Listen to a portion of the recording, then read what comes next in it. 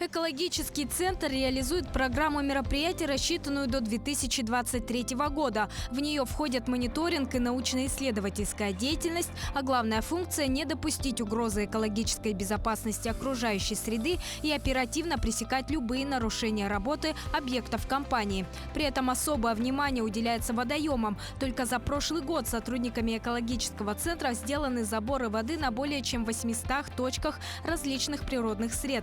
Но спектр деятельности касается многих аспектов, не только производственно-экологического мониторинга, но и научно-исследовательской работы. Это в том числе и касающиеся животного мира, да, и ихтиофауны.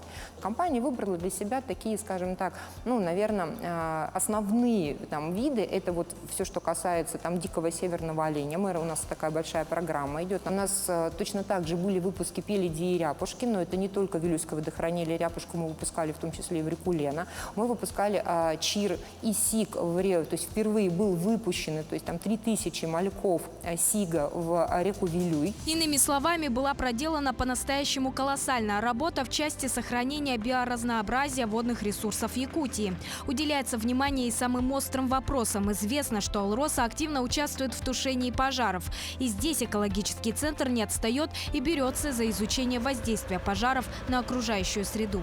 Мы понимаем, что пожары произошли сегодня, а последствия этих пожаров мы разгребаем в экологической повестке еще последующие несколько лет. И как следствие мы хотим получить от института в том числе и рекомендации, а что делать в данном случае. А работа у нас это рассчитана на 2 года. В этом году она у нас начата, да, и мы рассчитываем получить научно-исследовательские заключения, экспертную оценку, то есть соответствующего ведомства уже на следующий год. Еще одна из задач, которая стоит перед экоцентром – экологическое просвещение населения. Ежегодно структура проводит множество мероприятий разного масштаба. Так, ранее «Алроса» провела конкурс детских сказок на экологическую тему «Колодец сказок». А уже в этом году по мотивам издания будет выпущен мультфильм с одноименным названием.